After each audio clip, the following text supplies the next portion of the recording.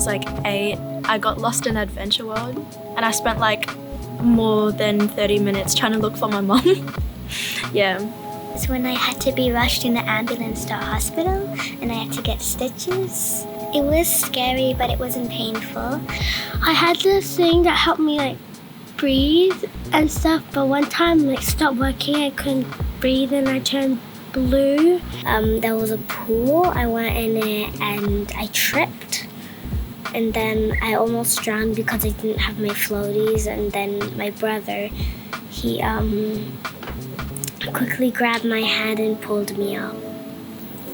When in the Christmas assembly or chapel, we like at the end we got to like dance. Everyone started screaming, getting hype and stuff. I was really young, I still had a nightlight and whatnot, and I woke up and I'm pretty sure that the power had gone out now, but like I was just in complete total darkness and I just was so scared. I couldn't see anything around me. When I got my COVID vaccination, when I got that I was really scared, but I prayed, and when I got it, it didn't actually hurt at all. I just felt a little prick.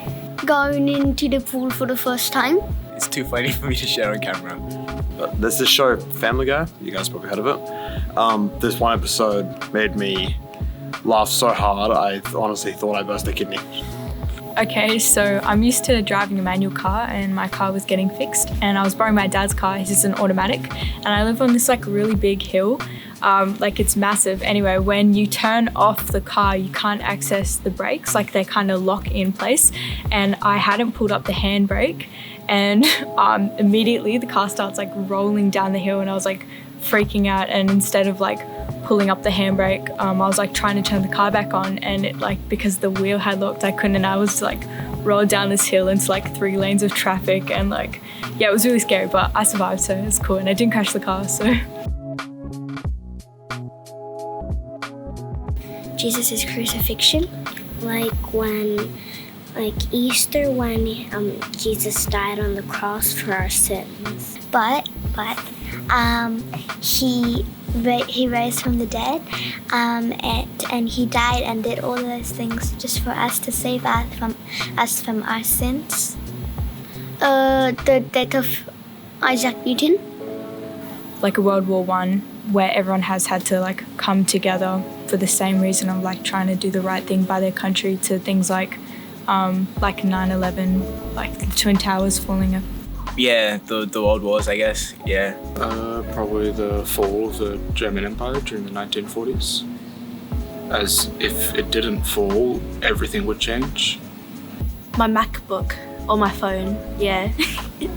The creation of Earth, everything like that, that's where everything started, It didn't have to, but, God decided, you know what, I'm gonna give this a try, and he did it, and here we are now, existing.